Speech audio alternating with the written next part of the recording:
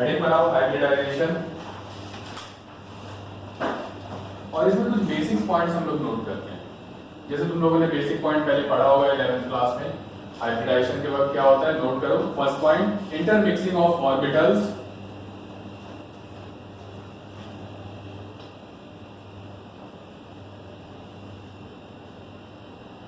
having equal energy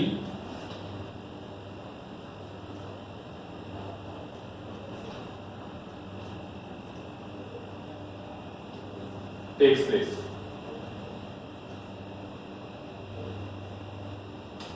Next point, during hybridization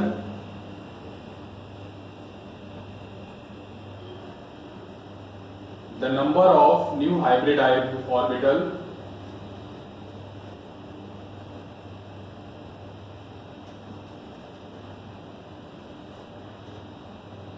formed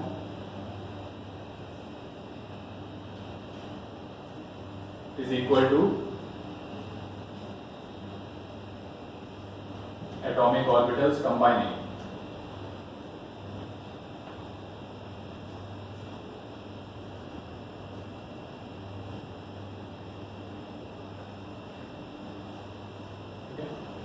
Next देखो, shape is decided by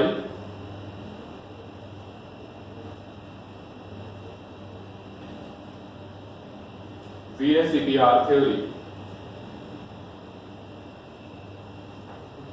तो shape वाले में ज्यादा फर्क नहीं आता, शेप हम लोग VSEPR थ्योरी से ही डिसाइड करते हैं। VSEPR थ्योरी में क्या था कि शेप किस पे डिपेंड करता है, repulsion between bond pair lone pair, ये मिलकर के बॉन्ड पेयर लोन पेयर का रिपल्शन करते हैं।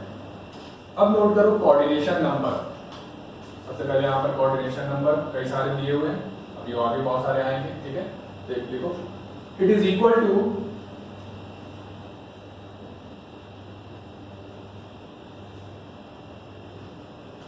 sum of bond pairs and lone pairs.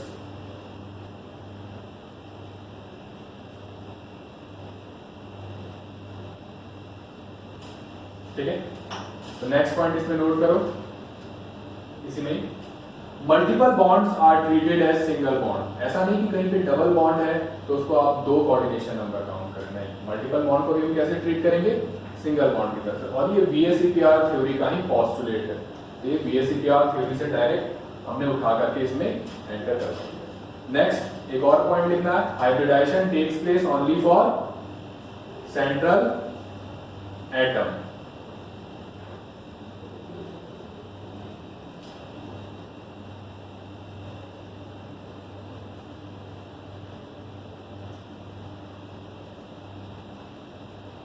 ठीक है, कोई डाउट है? नहीं, तो सिर्फ सेंट्रल एटम में हाइब्रिडाइजेशन होगा, ये नहीं कि जो उससे बॉन्ड बना रहे हैं उनमें हाइब्रिडाइजेशन हो जाएगी। ठीक है, तो सबसे पहले कोऑर्डिनेशन नंबर कितना है, 2। 2 का मतलब है कि इसके अंदर बॉन्ड पेयर और लोन पेयर कैलकुलेट करोगे, सम करोगे तो कितना आएगा, 2। यहां पे देखो 2 ही है। ठीक है, अब ये दोनों जब आपस में एक दूसरे को रिपेल करेंगे तो स्टेबल कब होंगे, ऑब्वियसली 180 डिग्री पे। ये हम लोगों ने VSEPR थ्योरी में पहले पढ़ रखा है। तो अगर कभी भी कोऑर्डिनेशन नंबर 2 है तो ज्योमेट्री लीनियर हो जाती है और हाइब्रिडाइजेशन क्या हो जाता है, SP। ठीक है, ठीक है। ऐसे ही 3 इस तरह से होगा 120 डिग्री पर, इसको कहते हैं ट्रायंगुलर प्लेनर, और हाइब्रिडाइजेशन इज SP2। ठीक है, इसका एक वेरिएशन और होता है कि यहां पर अगर बॉन्ड पेयर की जगह पे लोन पेयर आ गया कोई, तो शेप कैसा हो जाएगा, बैंड शेप। ठीक, एक बात याद रखना है हमें, ज्योमेट्री इज ऑलवेज फिक्स्ड। अगर मान लो कोई मॉलिक्यूल है जो कि बैंड शेप शो कर रहा है इस sp2 ज्योमेट्री में, तो शेप उसका बैंड शेप है, लेकिन ज्योमेट्री उसकी ट्रायंगुलर प्लेनर ही रहेगी। यानी कि ज्योमेट्री और शेप इक्वल हो सकते हैं और ज्योमेट्री और शेप अनइक्वल भी हो सकते हैं, मतलब सेम नहीं भी हो सकते। ज्योमेट्री और शेप सेम भी हो सकते हैं और नहीं भी शेप हो सकते हैं। यानी कि जब थर्ड कोऑर्डिनेशन नंबर होगा तो 2 तरह के पॉसिबिलिटीज आएंगी और उसमें तुम्हें डिसाइड करना पड़ेगा। अभी मैं सिखाऊंगा कैसे हम लोग डिसाइड करते हैं, कितनी जल्दी देख करके स्ट्रक्चर को कि कैसे उसमें फोर्थ वाले में टेट्राहेड्रल CH4 तुम लोगों ने एग्जांपल में पढ़ा होगा, अभी बहुत सारे एग्जांपल्स आएंगे। sp3 हाइब्रिडाइजेशन और इसका वेरिएशन क्या है, एक अगर बॉन्ड लोन पेयर आ गया तो ट्राइगोनल पिरामिडल, और अगर दो लोन पेयर आ गए तो फिर बैंड शेप। बिल्कुल इसी की तरह बैंड शेप भी है। ठीक, क्लियर पॉइंट, ड्रॉ कर दो इसे।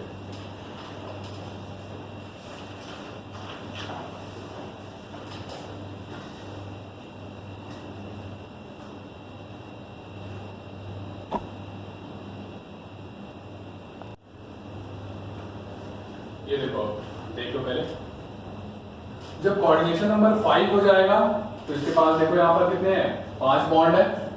शेप क्या हो जाता है, ट्राइगोनल पिरामिडल, बाई पिरामिडल। यहाँ पे दो तरह की बॉन्ड होती है, ये BSEPR थ्योरी में बताया गया होगा।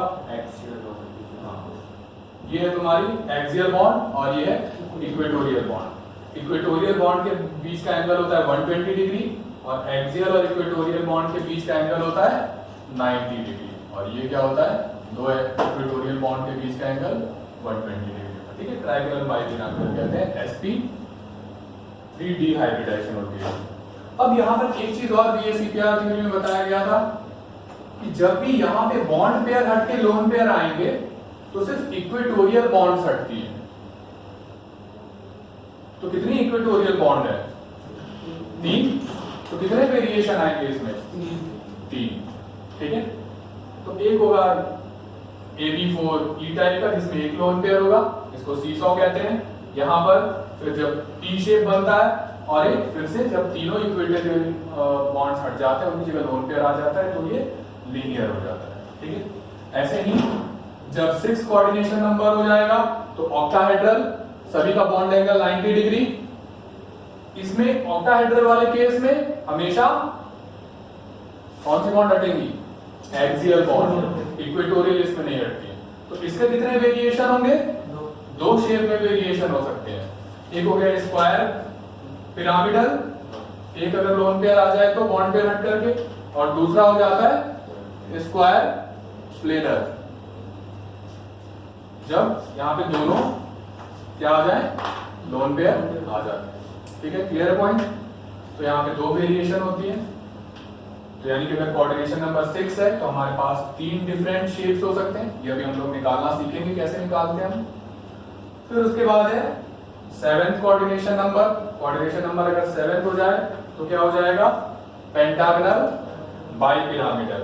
ठीक, sp3d3 हाइब्रिडाइजेशन होगी, जिसका एक वेरिएशन होता है डिस्टॉर्टेड ऑक्टाहेड्रल। अगर कभी भी एक लोन पेयर हट जाए तो इक्वेटर वाली पोजीशन पे हट जाता है और फिर डिस्टॉर्टेड ऑक्टाहेड्रल बना। नोट करो जल्दी से, नोट करो इसे।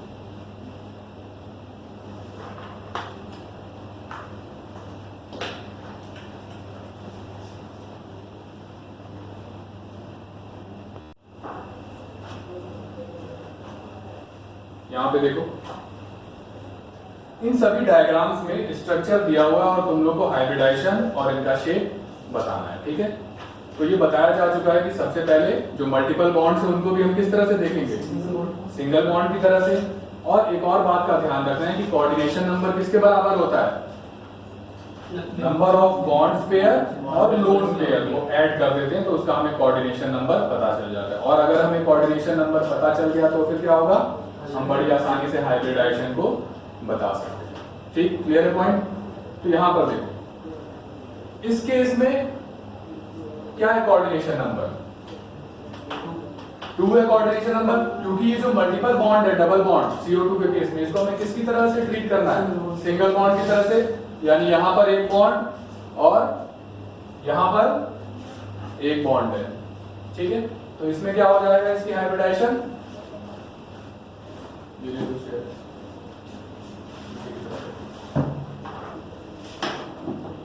इसकी हाइब्रिडाइजेशन क्या हो जाएगी, sp, बिकॉज इसका कोऑर्डिनेशन नंबर कितना है, 2। हाइब्रिडाइजेशन sp हो गई।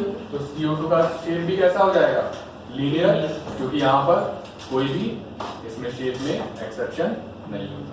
ठीक, क्लियर पॉइंट। इस तरह से इस केस में बताओ, NH3 के केस में क्या है कोऑर्डिनेशन नंबर, 3 या 4? 4 है कोऑर्डिनेशन नंबर, क्योंकि 3 तो इसकी बॉन्ड है और इसके ऊपर एक लोन पेयर है। तो स्ट्रक्चर देख करके हम बड़ी आसानी से बता सकते हैं। ठीक, क्लियर है पॉइंट? 3 बॉन्ड और एक लोन पेयर। तो क्या है कोऑर्डिनेशन नंबर 4। कोऑर्डिनेशन नंबर 4 है तो हाइब्रिडाइजेशन अभी नोट किया क्या होगा? sp3। यहाँ पे भी कोई डाउट नहीं है। इस केस में बताओ XeF2 के केस में यहाँ पे ज़ेनॉन के ऊपर कितने लोन पेयर हैं? 3 लोन पेयर है और कितने बॉन्ड पेयर है? 2 होगा। कितने लोन पेयर होंगे XeF2 में? 4।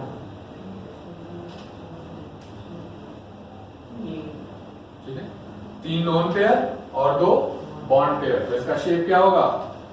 पहले बताओ कोऑर्डिनेशन नंबर इसका कितना होगा? Coordination number equals to 5। तो हाइब्रिडाइजेशन क्या होगी इसकी? sp3d। ठीक है, ऐसे ही CO3 माइनस का बताओ क्या है? कितना कोऑर्डिनेशन नंबर है इसका? 2 या 1? 1 की तरह काउंट करें इसे। 2 3 3 है इसका कोऑर्डिनेशन नंबर। तो इसकी हाइब्रिडाइजेशन क्या होगी? sp2। इस केस में 3 या 2? लोन पेयर है किसके पास? सल्फर के ऊपर। 1 की तरह काउंट होगा ये, और ये भी 1 की तरह काउंट होगा। तो ये बड़ा ही इसमें कोऑर्डिनेशन नंबर इसका भी कितना हो गया? 3। Coordination number 3। तो हाइब्रिडाइजेशन इज sp2। लेकिन क्योंकि इस पे लोन पेयर है इसलिए ये शेप अलग फॉर्म करेगा, और शेप इसका हम लोगों ने देख रखा है। जब एक लोन पेयर आ जाता है तो उस पे शेप क्या हो जाता है? देखो अभी उसने बना रखा है बैंक शेप। ठीक, क्लियर है पॉइंट? फिर उसके बाद है ये XeF6। बताओ जरा इसका हाइब्रिडाइजेशन। 7। 6 तो बॉन्ड है इसकी और एक लोन पेयर है। ठीक है, और एक लोन पेयर आ जाता है तो डिस्टॉर्टेड ऑक्टाहेड्रल। और इसकी हाइब्रिडाइजेशन क्या है? Coordination number equal to 7। तो हाइब्रिडाइजेशन इसकी हो गई sp3d3। ठीक है, जल्दी से बताओ, इनका भी नोट करो, बहुत आसान है ये। उसके बाद हम ट्रिक पर आते हैं, क्योंकि हमेशा तो स्ट्रक्चर दिया हुआ नहीं आएगा। ठीक है,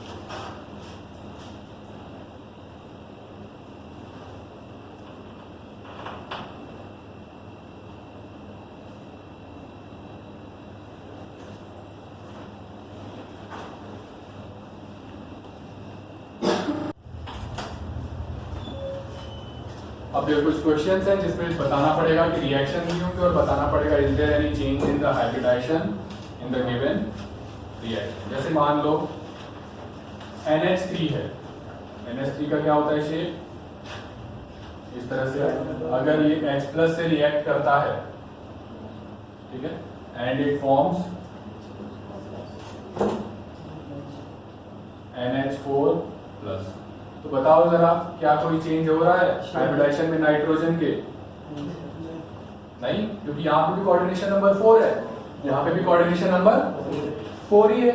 तो इसका मतलब यहाँ पे भी sp3 है और यहाँ पर भी sp3 है, यानी कि नो चेंज। ठीक है, इसी तरह से हम दूसरी रिएक्शन को देखते हैं। सेकेंड,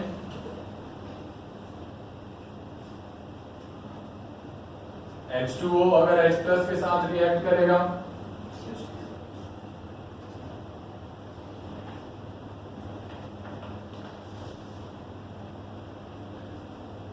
H3O+ बनाता है। इस केस में क्या चेंज हो रहा है? हाइब्रिडाइजेशन नहीं हो रही चेंज। ठीक है, यहाँ पे भी क्या है? हाइब्रिडाइजेशन sp3 है, यहाँ पे भी sp3। ठीक है, तो ऑक्सीजन के हाइब्रिडाइजेशन में चेंज कई बार पूछ लेते हैं, हो रहा है या नहीं हो रहा है, तो ये बता सकते हो कि यहाँ पर there is no change in the hybridisation. ठीक, यहाँ पे देखो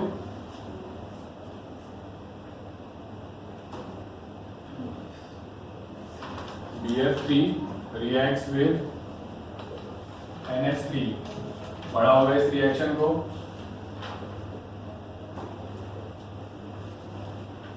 NH3 को हम इस तरह से ड्रॉ कर देते हैं।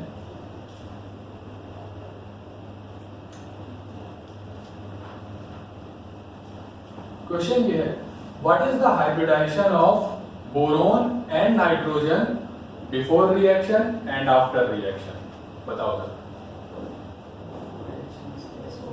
बिफोर रिएक्शन यहाँ पर क्या है हाइब्रिडाइजेशन? sp2, क्योंकि यहाँ पे क्या है कोऑर्डिनेशन नंबर इसका 3, ठीक है।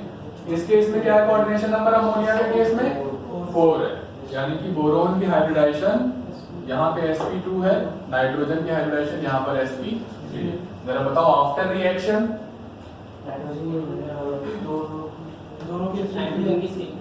नाइट्रोजन की सेम है, इसमें भी अभी 4 है, sp3, और बोरोन की भी क्या हो गई sp3, यानी कि इसमें क्या हो गया रिएक्शन में।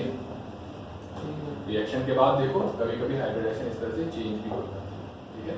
अगर गेन और लॉस ऑफ इलेक्ट्रॉन हो रहा है तो डेफिनेटली चेंज होती है, ठीक है। इसी के बाद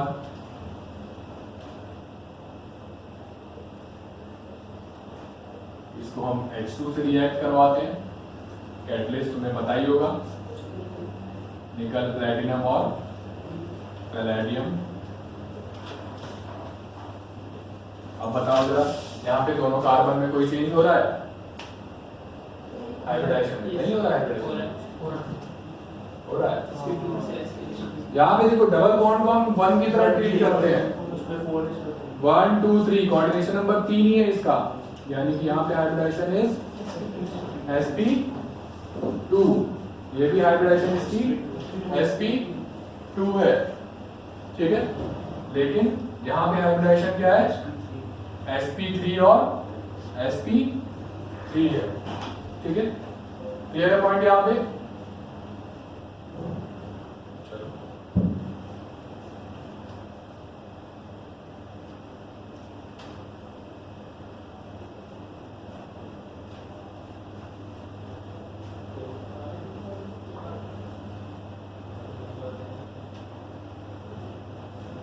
चेंज है यहाँ पर हाइब्रिडाइजेशन में।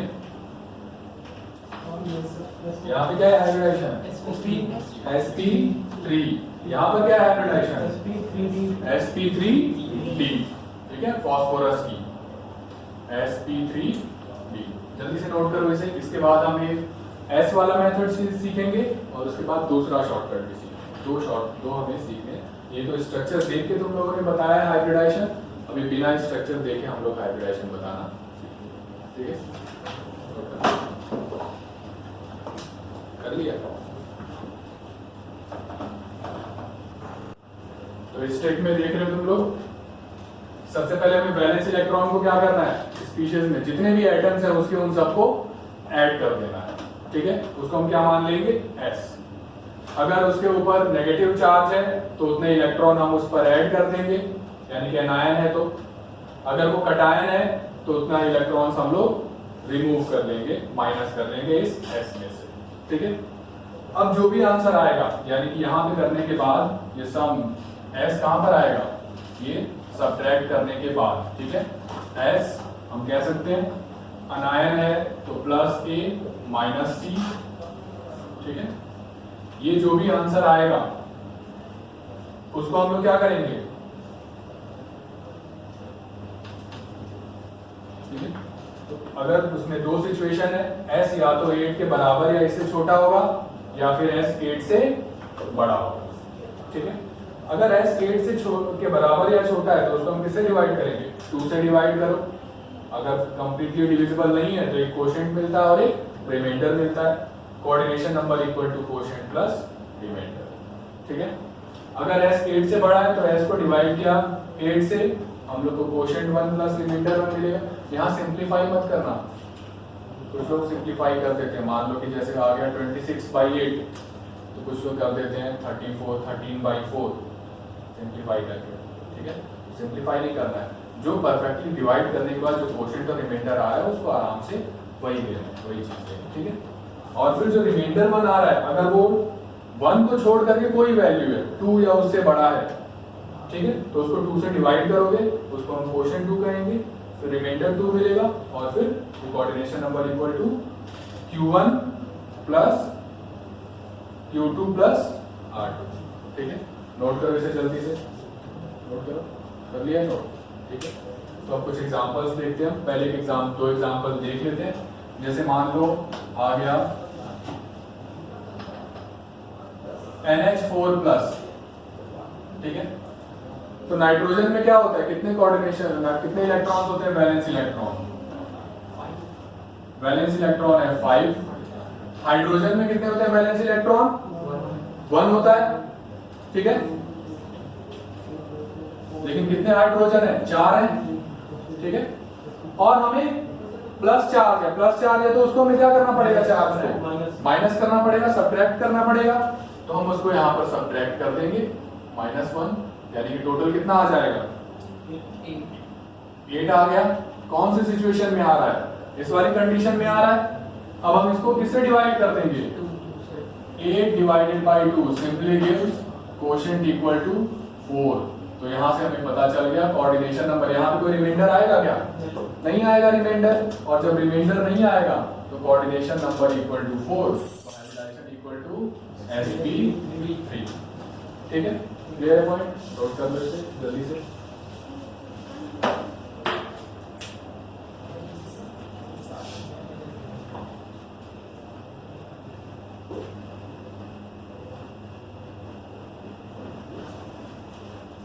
फिर इसी तरह से हम लोग एक और देख लेते हैं एग्जांपल।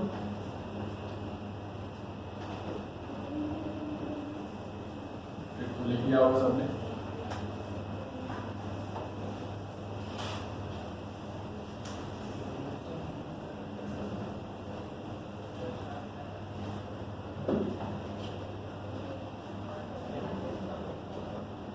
PCl3, तो S हमें निकालना है। फास्फोरस के ऊपर कितना चार्ज है? मतलब चार्ज नहीं, वैलेंस इलेक्ट्रॉन्स कितने हैं? 5 होते हैं। क्लोरीन में कितना होता है? 7। तो 7 इंटू कितना हो जाएगा? 3। कोई चार्ज नहीं है तो हमें इसमें कुछ भी ऐड और सब्ट्रैक्ट करने की जरूरत नहीं है। तो ये किसके बराबर आ गया? 7 इंटू 3 21, 26 आ गया। ठीक है, अब 26 आ गया तो 26 को हम लोग 8 से बड़ा है ये, तो इसको किससे डिवाइड करेंगे? Divide by 8। सिंप्लीफाई नहीं करना, आ गया ना वही सिचुएशन।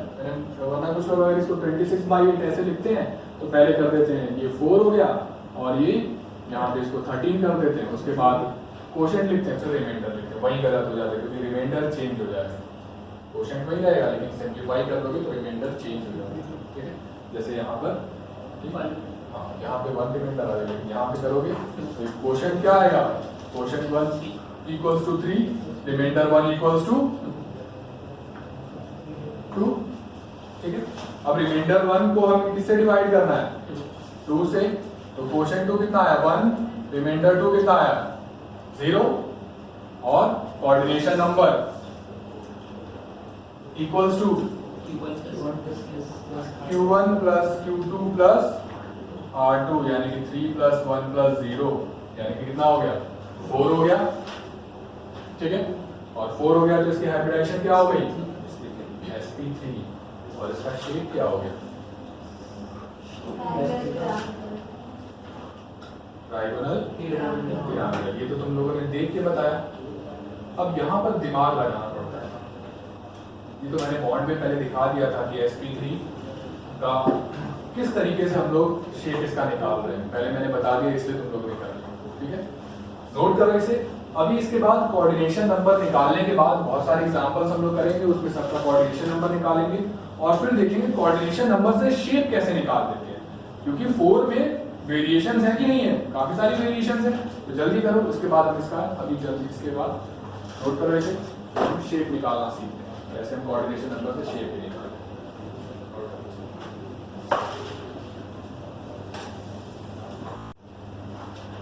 बताओ भाई, CO3 का कोऑर्डिनेशन नंबर कितना है? 3। तो ज्योमेट्री इसकी क्या होगी? पहले हम लोग बाकी सबका SO4 का कितना है? 7 आया। 4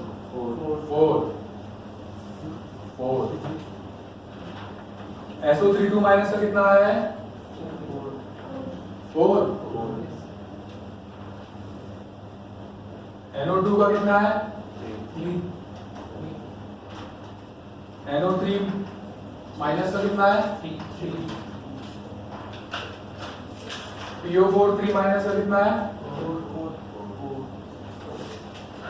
I3 माइनस का कितना है? 5। POCl3 का कितना है? POCl3 में फास्फोरस का 4 या 5? फास्फोरस POCl3 का 5 वाला है, कितना आ रहा है? 4 आ रहा है। 4 ही होगा, ठीक है। तो ये हो गया कोऑर्डिनेशन नंबर। कोऑर्डिनेशन नंबर से हम लोग को ज्योमेट्री तो पता चल जाती है। ज्योमेट्री कैसे पता चलेगी? इसकी क्या होगी? ट्राइगोनल प्लेनर ज्योमेट्री होगी। अब शेप हमें देखना है वही है या फिर शेप में एक वेरिएशन भी था, क्योंकि ट्राइगोनल प्लेनर ज्योमेट्री में 2 शेप पॉसिबल है, एक तो ट्राइगोनल प्लेनर खुद और एक SO4 2 माइनस में टेट्राहेड्रल, इस केस में भी टेट्राहेड्रल, NO2 के केस में ट्राइगोनल प्लेनर, ठीक है। NO3 माइनस के केस में सेम ट्राइगोनल प्लेनर, ठीक है। कोऑर्डिनेशन नंबर से तुम लोग हाइब्रिडाइजेशन भी बता सकते हो। This is sp2, this is sp3, sp3, sp2, sp2, sp3, sp3 है तो क्या हो जाएगा? टेट्राहेड्रल। यहां पर I3 माइनस के केस में क्या होगा? sp3d, और POCl3 के केस में क्या हो जाएगा? sp3, ठीक है। यहां पे ट्राइगोनल बाई पिरामिडल ज्योमेट्री है, और इस केस में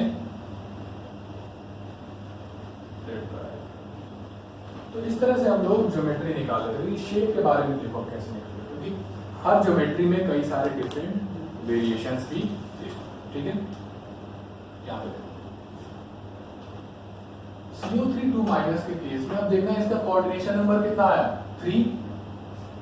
सेंट्रल मेटल एटम इसमें कौन सा होता है? बताया गया है हाइब्रिडाइजेशन सिर्फ सेंट्रल मेटल एटम पर होता है, सॉरी सेंट्रल एटम पर होता है। तो सेंट्रल एटम यहाँ पर कौन सा है? C है। तो इस कार्बन को अगर हम A मान लेते हैं तो ये क्या हो गया?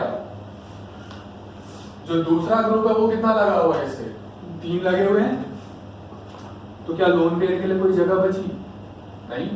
कोऑर्डिनेशन नंबर 3 है और इस सेंट्रल एटम से 3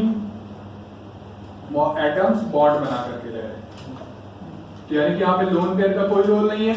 और जब लोन पेयर का रोल नहीं होता तो ज्योमेट्री और शेप क्या हो जाते हैं? सेम हो जाते हैं, यानी कि इसका शेप भी क्या होगा?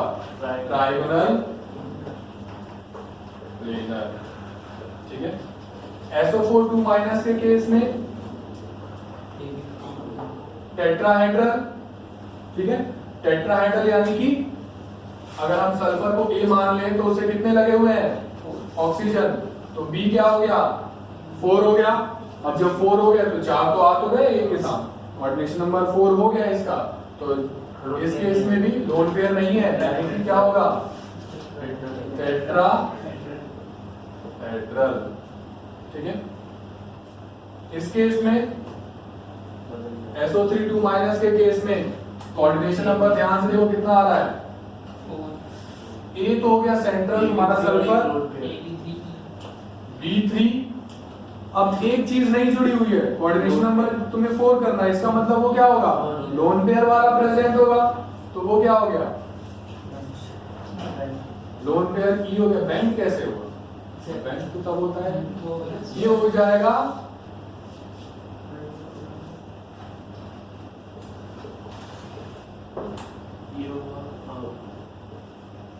इस तरह का होगा, अमोनिया वाला।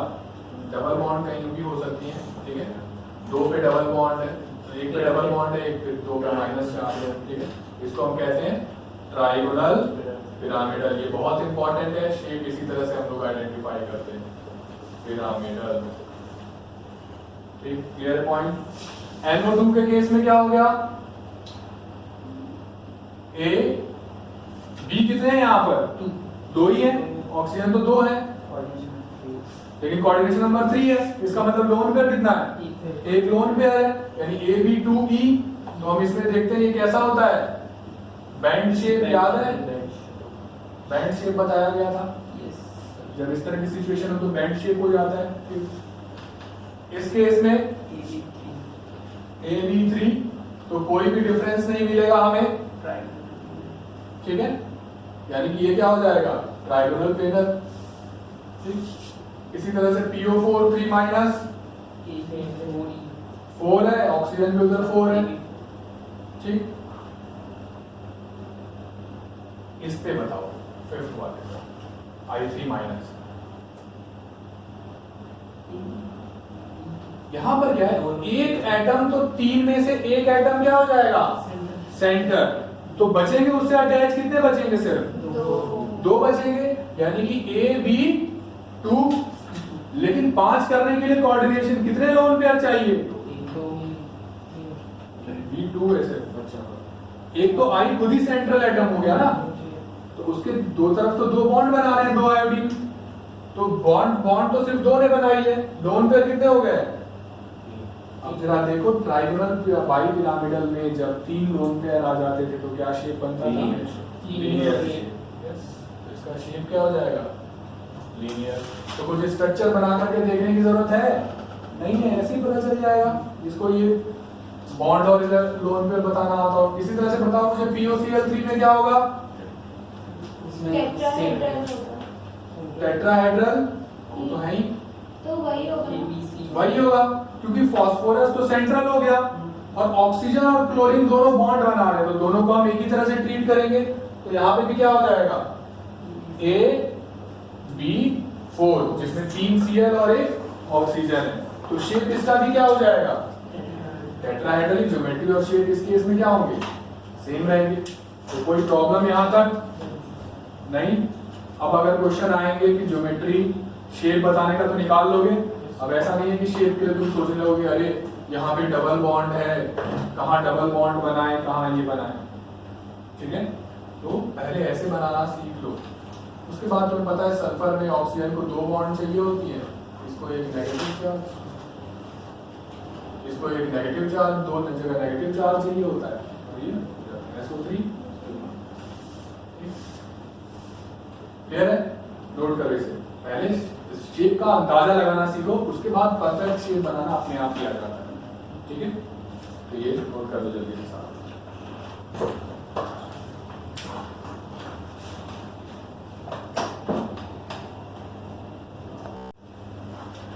बताओ भाई CO3 2 माइनस का कोऑर्डिनेशन नंबर कितना है,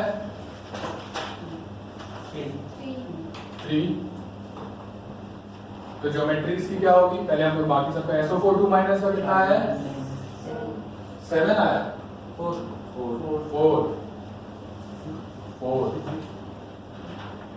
SO3 2 माइनस का कितना आया है, 4। NO2 का कितना है, 3। NO3 माइनस का कितना है, 3। PO4 3 माइनस का कितना है, 4। I3 माइनस का कितना है, 5। POCl3 का कितना है, POCl3 में फास्फोरस का 4 या 5, फास्फोरस POCl3 का 5 आ रहा है, कितना आ रहा है, 4 आ रहा है,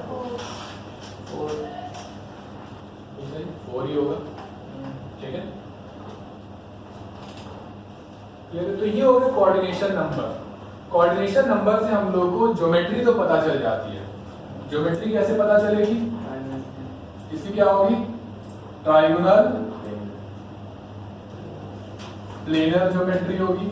अब शेप हमें देखना है वही है या फिर शेप में एक वेरिएशन भी था, क्योंकि ट्रायंगुलर प्लेनर ज्योमेट्री में दो शेप पॉसिबल है, एक तो ट्रायंगुलर प्लेनर खुद और एक SO4 2- में टेट्राहेड्रल, इस केस में भी टेट्राहेड्रल, NO2 के केस में ट्रायंगुलर प्लेनर, ठीक है। NO3- के केस में सेम ट्रायंगुलर प्लेनर, ठीक है। कोऑर्डिनेशन नंबर से तुम लोग हाइब्रिडाइजेशन भी बता सकते हो। This is sp2, this is sp3, sp3, sp2, sp2, sp3, sp3 है तो क्या हो जाएगा टेट्राहेड्रल। यहां पर I3- के केस में क्या होगा sp3d, और POCl3 के केस में क्या हो जाएगा sp3, ठीक है। यहाँ पे ट्राइगोनल बाई पिरामिडल ज्योमेट्री है, और इस केस में तो इस तरह से हम लोग ज्योमेट्री निकाल लेते हैं। शेप के बारे में देखो कैसे निकलते, क्योंकि हर ज्योमेट्री में कई सारे डिफरेंट वेरिएशंस भी थे, ठीक है। यहाँ पे CO3 2- के केस में अब देखना है इसका कोऑर्डिनेशन नंबर कितना आया 3। सेंट्रल मेटल एटम इसमें कौन सा होता है, बताया गया है हाइब्रिडाइजेशन सिर्फ सेंट्रल मेटल एटम पर होता है, सॉरी सेंट्रल एटम पर होता है। तो सेंट्रल एटम यहाँ पर कौन सा है, C है। तो इस कार्बन को अगर हम A मान लेते हैं तो ये क्या हो गया, जो दूसरा ग्रुप है वो कितना लगा हुआ है, इससे 3 लगे हुए हैं। तो क्या लोन पेयर के लिए कोई जगह बची, नहीं।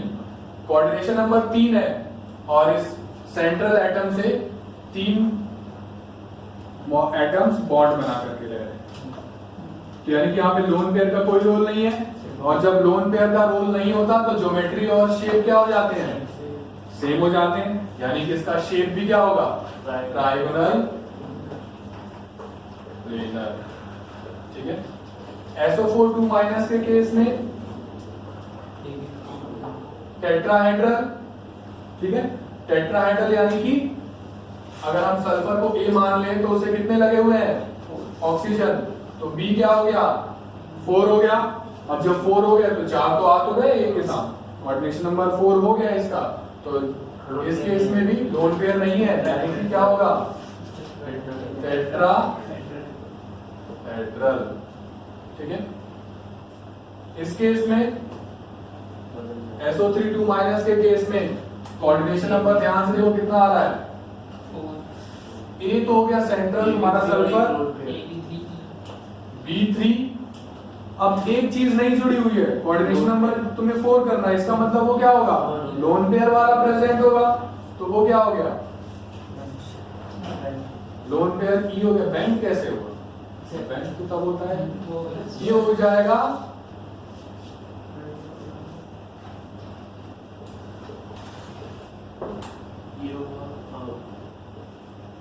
इस तरह का होगा, अमोनिया वाला डबल बॉन्ड कहीं भी हो सकती है, ठीक है। 2 पे डबल बॉन्ड है, तो 1 पे डबल बॉन्ड है, 1 पे 2 पे -4 है, ठीक है। इसको हम कहते हैं ट्राइगोनल पिरामिडल। ये बहुत इंपॉर्टेंट है, शेप इसी तरह से हम लोग आइडेंटिफाई करते हैं पिरामिडल, ठीक। Clear point. NO2 के केस में क्या हो गया, A B कितने हैं यहाँ पर 2 ही है, ऑक्सीजन तो 2 है, लेकिन कोऑर्डिनेशन नंबर 3 है, इसका मतलब लोन पेयर कितना है, एक लोन पेयर है, यानी AB2E। तो हम इसमें देखते हैं ये कैसा होता है, बैंड शेप, याद है बैंड शेप बताया गया था, जब इस तरह की सिचुएशन हो तो बैंड शेप हो जाता है। इस केस में AB3, तो कोई भी डिफरेंस नहीं मिलेगा हमें, ठीक है, यानी कि ये क्या हो जाएगा ट्राइगोनल प्लेनर, ठीक। इसी तरह से PO4 3- 4 है, ऑक्सीजन भी उधर 4 है, ठीक। इस पे बताओ, फिफ्थ वाले I3 माइनस। यहां पर क्या है, एक एटम तो तीन में से एक एटम क्या हो जाएगा, सेंटर। तो बचेंगे उससे अटैच कितने बचेंगे, सिर्फ दो बचेंगे, यानी कि AB2। लेकिन 5 करने के लिए कोऑर्डिनेशन कितने लोन पेयर चाहिए, B2 ऐसे। अच्छा, एक तो I खुद ही सेंट्रल एटम हो गया ना, तो उसके दो तरफ तो दो बॉन्ड बना रहे हैं, दो आयोडीन। तो बॉन्ड तो सिर्फ दो ने बनाई है, लोन पेयर कितने हो गए। अब जरा देखो ट्राइगोनल बाइपिरामिडल में जब 3 लोन पेयर आ जाते थे तो क्या शेप बनता था, लीनियर शेप। यस, तो इसका शेप क्या हो जाएगा, लीनियर। तो कुछ स्ट्रक्चर बना करके देखने की जरूरत है नहीं है, ऐसे ही पता चल जाएगा। जिसको ये बॉन्ड और लोन पेयर बताना आता हो, इसी तरह से बताओ मुझे POCl3 में क्या होगा, टेट्राहेड्रल। तो है ही, तो वही होगा क्योंकि फास्फोरस तो सेंट्रल हो गया और ऑक्सीजन और क्लोरीन दोनों बॉन्ड बना रहे हैं, तो दोनों को हम एक ही तरह से ट्रीट करेंगे। तो यहाँ पे भी क्या हो जाएगा, AB4, जिसमें 3 Cl और 1 ऑक्सीजन है।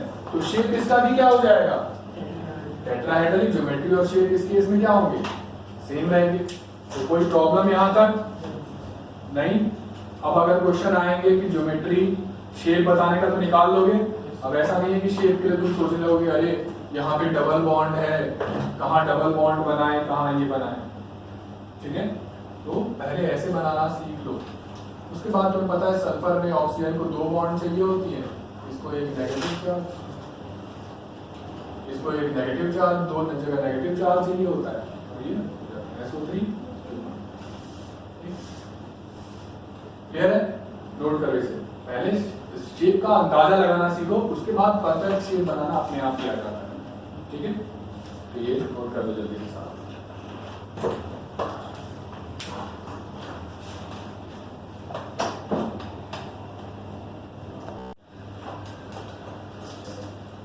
लास्ट मेथड हम लोग देखते हैं हाइब्रिडाइजेशन निकालने का, जो बहुत ही सिंपल है। कोऑर्डिनेशन नंबर ही हमें इन लोग को निकालना है। This is equal to 1/2 V plus M, ठीक है, माइनस C प्लस A। ठीक है, अब देखो ध्यान से, ये चीज समझ लो क्या चीज है। V is valence electron of central atom.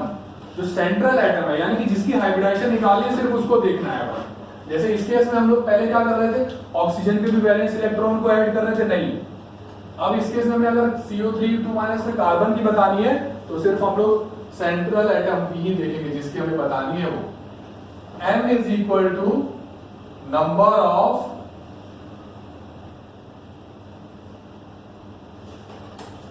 Monovalent atoms. Monovalent atoms मतलब एटम्स फॉर्मिंग सिंगल बॉन्ड। ठीक है, यानी कि इसमें हम किसमें देखेंगे, जो ऐसे एटम जो सिर्फ सिंगल बॉन्ड बता दो। यही थोड़ा सा एक चीज ट्रिकी आ जाती है इसमें, कि तुम्हें समझना पड़ेगा कि अरे यार इसमें जो है सिंगल बॉन्ड बनाने वाले कितने हैं। ऑक्सीजन दोनों बना है, ऑक्सीजन तो मिलकर डबल बॉन्ड बनाना है, सिंगल बनाने का कोऑर्डिनेट वाले हाँ, सिंगल तो वहां पर प्रॉब्लम है। ठीक है, अगर तुम क्लियर कट हो कि ऑक्सीजन सिर्फ डबल बॉन्ड ही बनाएगा, तो उसमें कोई डाउट नहीं है। ठीक है, और फिर C इज, अगर मान लो इसके ऊपर पॉजिटिव चार्ज है, कैटायन होता अगर एटम, तो कैटायन के ऊपर क्या चार्ज होता है, पॉजिटिव।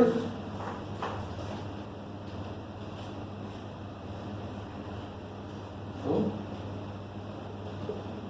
पॉजिटिव चार्ज वो हमें माइनस करना होता है। A इज नेगेटिव चार्ज, इसमें हमें सब्ट्रैक्ट करना है। ठीक है, तो जल्दी से CO3 2 minus, SO4 2 minus,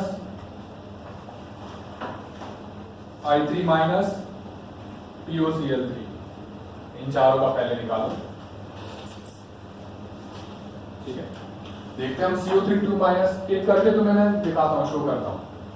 POCl3 तो हम लोग इसमें देखते हैं सबसे पहले एग्जांपल POCl3। तो हमें सेंट्रल एटम इसमें कौन सा है? फास्फोरस है। फास्फोरस होगा तो फिर वैलेंस इलेक्ट्रॉन कितने हो जाएंगे इसमें? 5। अब ऑक्सीजन तो हमेशा डबल बॉन्ड बनाता है, Cl क्या करता है? मोनोवैलेंट है, सिंगल बॉन्ड बनाता है ये। तो हमें सिंगल बॉन्ड वाले कितने मिल गए? 3। क्या इस पर कोई चार्ज है? तो प्लस माइनस करने की जरूरत है। क्या हो गया आंसर? तो क्या था कोऑर्डिनेशन नंबर? लंबा गेम खेलने के बाद भी वही आया था। यहाँ पे क्या हो गया? तुरंत आ गया। ठीक है, दो प्रॉब्लम भी तो दो बॉन्ड बनाता है। नहीं डबल बॉन्ड डालके एक ही में सिंगल सिंगल बनाता है। हाँ बिल्कुल, ये करेगा फिर परेशान।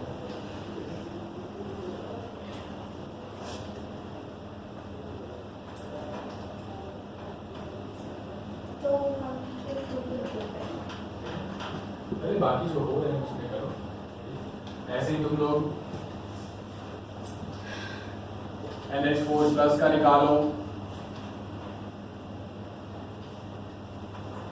CO2 का निकालो हाइब्रिडाइजेशन इस मेथड से, ठीक। और बाकी जो यहाँ पे टिक किए हुए हैं वहां पे निकालो, सब जगह कोऑर्डिनेशन नंबर सेम आएगा। SO4 माइनस का प्रॉब्लम कर रहा है, ऑक्सीजन को लेना पड़ रहा है।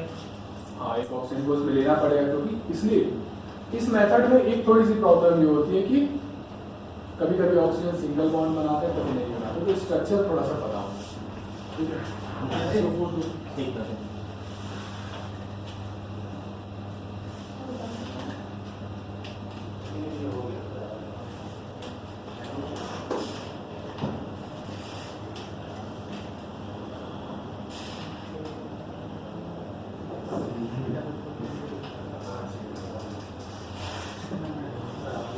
I3 माइनस का सेंट्रल एटम को कितना इसमें करेगा?